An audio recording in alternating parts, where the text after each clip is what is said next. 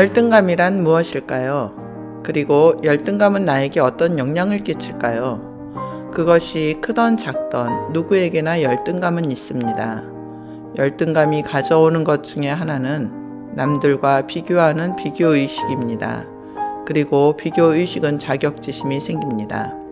안녕하세요. 함께 사는 세상TV 이미숙입니다. 오늘은 저의 열등감에 대한 이야기를 해보려 합니다. 사람은 누구나 한 가지 이상의 열등감을 가지고 있습니다. 그러나 이 열등감을 어떻게 극복하느냐는 자신에게 달려 있습니다.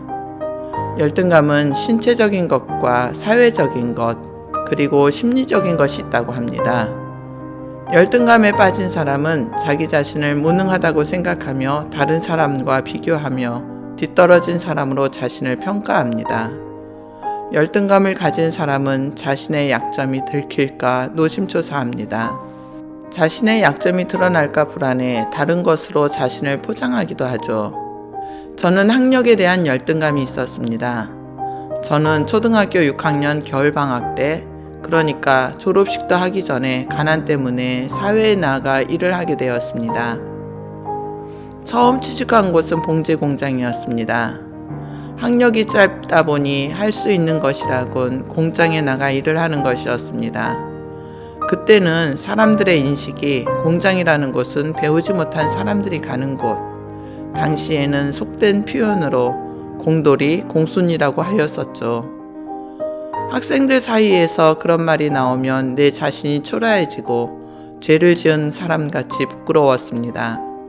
같은 계열에서 격리나 사무직으로 편하게 일을 하고 싶어도 늘 학력이 걸림돌이 되어 이력서를 쓸 수 없었습니다. 그리고 사람들이 너 학교 어디까지 나왔어? 하고 물으면 고등학교 졸업을 했다고 거짓말을 하거나 사람들에게 글쎄 어디까지 다닌 것 같아 라며 정확한 대답을 해주지 않았습니다. 그러면 대부분 사람은 고등학교를 나온 것 같다는 사람도 있었고 어떤 사람은 대학생 같다는 말을 들을 때면 속으로 그들을 비웃으며 너희도 별것 없다는 식으로 나를 방어하였습니다. 가난으로 상급 학교에 진학하지 못한 학력에 대한 열등감 때문에 많은 세월을 나를 학대하며 살았습니다. 배우지 못했다는 생각에 사람들과 대화를 하다가 학교 이야기가 나오면 내가 무식하게 생각되어 슬그머니 그곳을 피하기도 했었습니다. 그 당시에는 나와 같은 연배에 있는 사람들이 상급 학교에 지나가지 못한 사람이 많았음에도 나만 배우지 못한 것 같아 사람들 앞에 서기가 창피했었습니다. 이런 것을 이기기 위해 나름대로 열심히 공부도 했지만 학창시절의 추억을 이야기하는 동료를 볼 때면 왠지 나는 그들보다 수준이 낮아지는 것 같은 느낌과 외로워지는 것을 감출 수 없었습니다. 학력에 대한 미련 때문에 독학도 해보았지만 내 마음의 욕심을 채울 수 없었습니다. 나에게 있는 장점을 바라보지 못하고 배움에 대한 한은 깊어만 갔습니다. 이런 열등감이 깊어지다 보니 사람을 미워하며 원망했습니다. 그런데 열등감은 내가 가진 재능이 나타나면 우월감이 됩니다. 나는 같은 환경에서 같이 일하는 사람들보다 뛰어나기 위해 일했고 그들보다 앞서기 위해 많은 노력을 했습니다. 일을 배우면서 꼼꼼한 성격 탓에 내가 만든 제품은 눈에 띄게 달라 윗사람들에게 인정받기 시작했고 어느새 남들보다 기술이 뛰어난다는 말도 듣게 되었습니다. 그러자 배운 기술로 나를 드러내게 되고 곧 그것이 열등감을 덮는 우월감으로 나를 포장하며 살았습니다. 그리고 이 우월감은 교만이 되어 사람을 무시하며 자존심을 세우는 사람을 만들었습니다. 열등감이 비교의식을 가져온다면 우월감은 비교의식보다 강한 자존심을 드러냅니다. 이 자존심이 건드러지면 사람과의 관계가 불편해지게 되죠. 일을 하면서도 나의 목적은 지식에 대한 배움에 있었는데 열등감과 우월감은 목적을 잊어버리게 만들었습니다. 열등감은 환경과 사람을 의식하여 배우는 것을 포기하게 하고 우월감은 교만으로 배움을 잊게 했습니다. 주일학교에서 교사로 봉사를 할 때도 다른 반은 아이들이 많아지는데 내가 맡은 반은 아무리 노력해도 그대로인 것을 보면 내가 못 배우고 부족해서 그런 것만 같은 자격지심이 들었고 그로 인해 하나님께서 주신 교사의 직분을 내려놓았습니다. 이렇게 열등감과 우월감에 사로잡혀 사람들과 나를 비교하며 위축되어 살던 내게 하나님의 사랑이 임했습니다. 하나님의 사랑은 열등감보다는 자존감을, 우월감보다는 겸손함을 가르쳐 주셨습니다. 하나님의 사랑을 받고 배우지 못한 것이 창피한 일이 아님을 알았습니다. 그것은 사람 앞에서 기죽고 부끄러워해야 할 일이 아니었습니다. 학력이 짧은 것이 부끄럽고 창피해서 자녀에게도 말할 수 없었던 것을 용기를 내어 아이들에게 당당히 나의 학력을 말해 주었습니다. 더 이상 열등감의 종이 아닌 누구보다 귀한, 세상에 단 하나밖에 없는 소중한 존재임을 알게 되었습니다.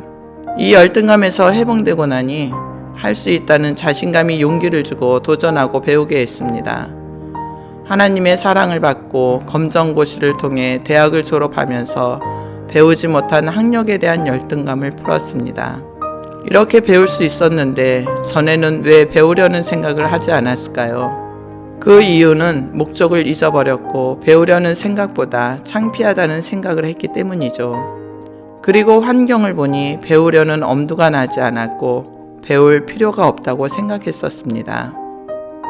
열등감과 우월감에서 해방된 저는 지금 무엇보다 당당합니다. 하나님의 사랑은 자존감을 회복시키시고 내가 나를 사랑하게 하셨습니다.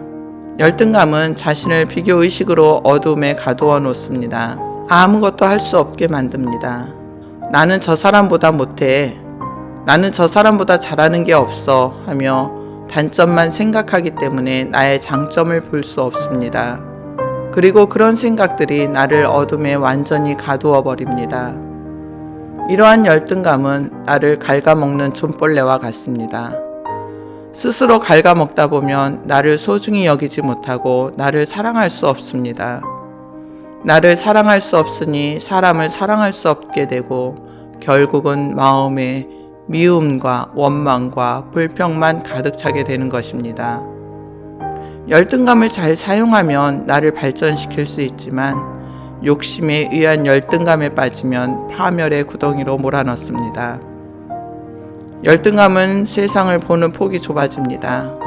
누구 때문에, 무엇 때문에 온갖 핑계를 대니 사람과의 관계가 무너집니다. 또 자기보다 월등한 사람을 바라보며 열등감을 키워갑니다. 이런 열등에서 헤어날 수 있는 방법은 세상에 없습니다. 아울러 우월감과 함께 더 많은 열등감을 불러일으킬 뿐입니다. 전에는 이런 마음을 감추고 살았었는데 하나님의 사랑 앞에서는 나를 감출 수가 없었습니다. 나를 창조하시고 생명을 주신 신중의 신인 하나님만이 이런 열등과 우월감에서 해방시켜 주십니다. 하나님의 사랑은 열등감 대신 자존감과 도전의식을, 우월감 대신 겸손함을 주는 사랑입니다. 사랑과 사람 치유센터에서는 이런 열등감을 자존감으로 회복시켜주는 방법을 알려드립니다. 도움이 필요한 분들은 연락주세요. 그리고 여러분의 생각이 궁금합니다. 댓글을 남겨주세요. 저에게 큰 힘과 용기가 됩니다.